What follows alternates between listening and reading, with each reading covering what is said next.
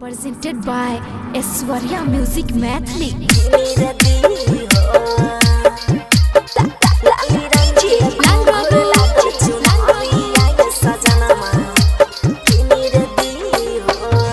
सरस्वती मैया जी के करबै हम पूजनमा किनी रे दी हो।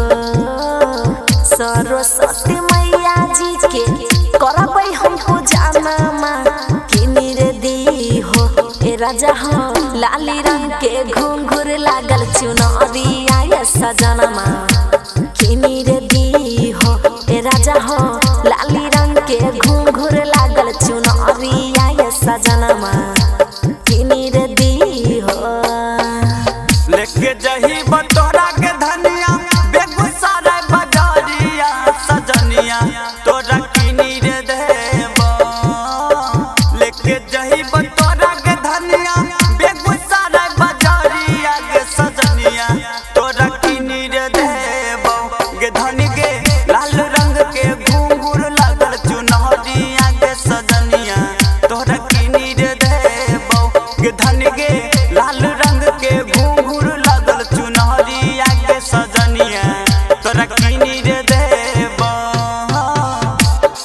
लाली रंग के घुंघरू लागल चुनरिया ये सजनमा किनी रे दी हो।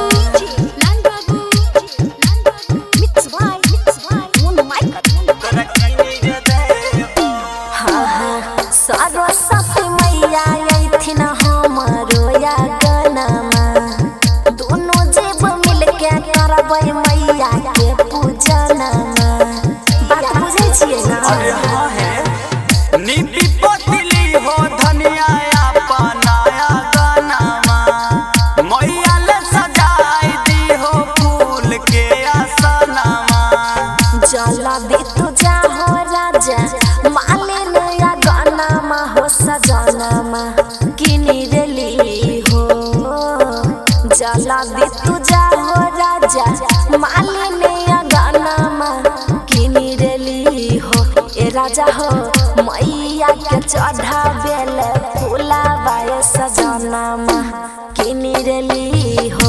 ए राजा हो मैया के चढ़ा बेल फूलावा ये सजनमा किनी रेली हो।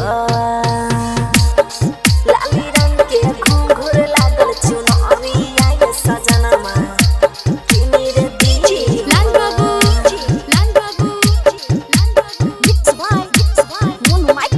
तोरा किनी रे देबो। एहो शारदे मैया पर छै पिया हमरा विश्वास हो। पूरा कर देथिन मैया हमर सब आस हो। विश्वास करियो ना। बोलियो तो सरस्वती मैया अइथुन हंस के सवार है। सुनिल त मैया तोहर दिल के पुकार है।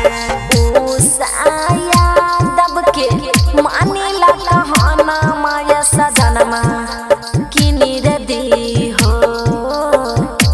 उषा दब के मानिला कहना माया सजनमा किनी रे दी हो।